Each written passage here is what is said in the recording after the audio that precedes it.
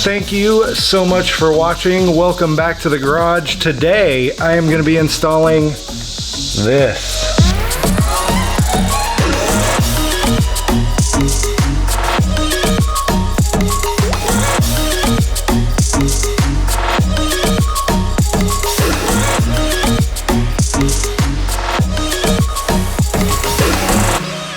Hey, make sure to click that subscribe button because I'm posting awesome videos like this one that you're about to watch every week. I have a link in the description below for a little survey questionnaire that I put together so that I can hear from you guys. What are the things that you think I should be doing to the beast that's behind me? And what are the things that you just want to see a video about? And if you have a Bronco, I want to make a video about your story. So make sure to fill out that questionnaire.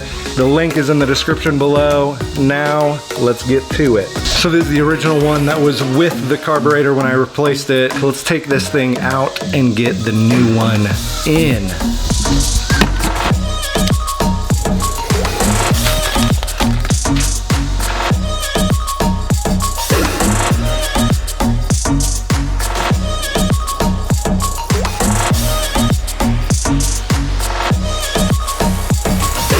You get the old one out and then you actually have to kind of finagle it to get the new bracket in. The weird thing is, like, they have the bracket facing the back of the transmission, so it's kind of got to loop around and go back up, but I guess I'll put it in that way, see how it goes, and if it's wrong then I'll fix it.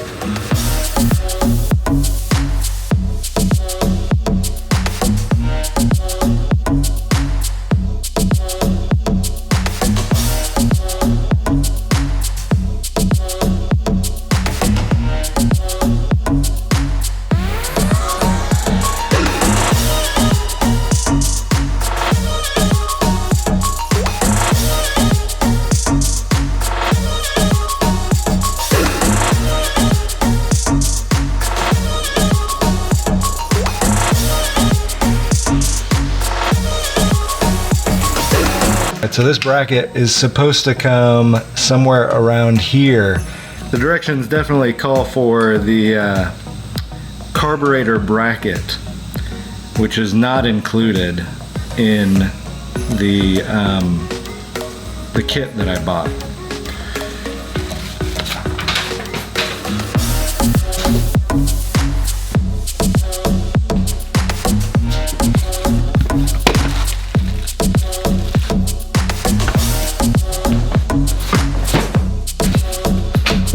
Old carburetor bracket. I was hoping it would work, but I don't think it will. Looks like it's time for a trip to the old auto parts store.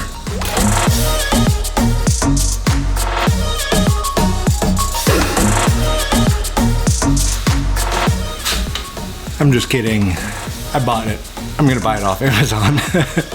But it looked cool, like me like grabbing my keys and going to drive away, but really I'm just gonna sit and wait 3 days for the bracket to arrive.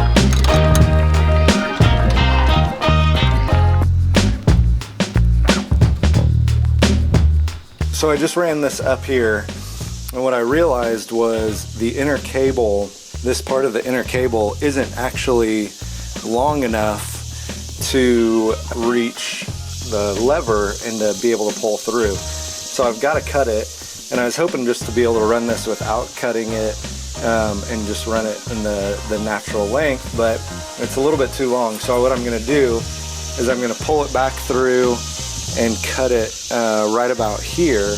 Before I cut it, I want to make sure to pull this cable back out of here so I don't accidentally cut the cable as well, but just cut the cable housing. When you're doing any kind of steel braided cable cutting, what you want to do is wrap it in some duct tape, and so that way what it does is it keeps the cable from fraying. And I'm just going to use my angle grinder with a cutoff wheel, cut it right there, and then unwrap the duct tape, and this little guy just pulls right off, and then you just put that back on the end there.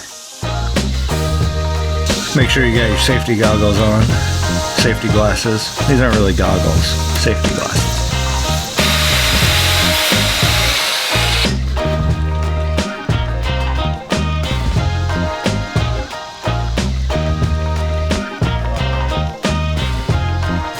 So once you did that, you are done. Now, let's take it for a test drive, see how it goes.